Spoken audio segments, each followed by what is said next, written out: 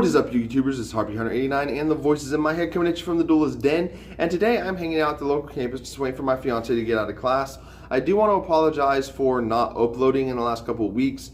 I have been trying to get my fiance accustomed to the college life. I've also been spending a lot of my free time with her. And I've also been working overnights at work mostly. So I've been doing a lot of sleeping in. But I think I've got my schedule figured out. I can actually start recording again. So I'm really excited that I can actually start recording again. But for today's video, we are going to be going over tips and tricks for side decking. Now, side decking in the game of Yu-Gi-Oh! Is a rather complicated process because there's a bunch of different types of events that you can go to, and siding really all depends on the type of event, I think. Now, the number one most important rule for side decking is knowing what you could potentially be facing off against. Now, for a local event, that's something that you can do rather easily. As you know, it's your locals, you go there all the time, you know who everyone is, you know what decks are playing. So siding against the people who are topping most of the time is very, very easy. For example, my locals, one of the guys that tops a lot plays Cyber Dragons. Another guy who tops a lot plays Dynamist. So siding against those specific decks is very easy because I know how those decks work and I know what I need to shut them down. Now, siding for a major event, such as a regional or a YCS, something like that, that's a little bit more complicated. Now, obviously, you know, for events such as those, you're going to be facing off against a lot of tier 1 decks, such as Sky Striker Trickstars, for example.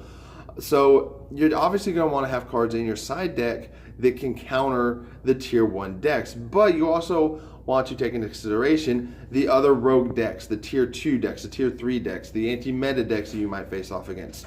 You know, you might want to have something in there for those as well, just in case you do wind up facing off against those decks.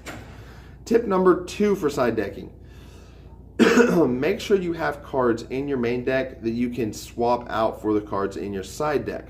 Now, what I mean by that is if every card in your main deck is so important that you cannot take it out for your side deck, then you're not going to be able to side deck effectively. You want to have staples in the deck, things like Into the Voids, which are draw cards, Torrential Tributes, the Solemn package are good staples. You know, things you can take out for your side deck cards that don't generally work against every deck that's out there. You want to make sure you have those in your deck that you can swap out for the cards in your side deck. Hand traps are very, very useful cards that you can swap out for your side decks. Drone Locks, Ash Blossoms, Ghost Ogres, as those don't always give you a viable option, as there are decks that run things that can't be targeted, can't be destroyed, or can't be countered. So make sure you have cards in your main deck that you can take out for your side deck cards. Number 3, don't just side deck against one deck. If all 15 cards in your side deck are specifically for Sky Striker Trickstars, then you're going to come up against something that you may have trouble dealing with, but nothing in your side deck is going to help you against it.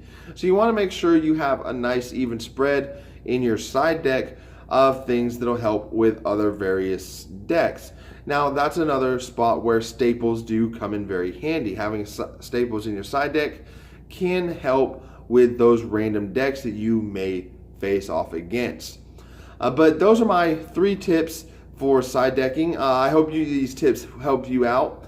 As always, guys, make sure you like this video and subscribe to the channel and follow all the social media accounts which are linked down in the description box below so you can stay up to date with everything happening here at the Duelist Den. And until next time, this is Harpy189 and the voices in our head. Just want to say Yu-Gi-Oh! Is not just a game. Yu-Gi-Oh! Is life.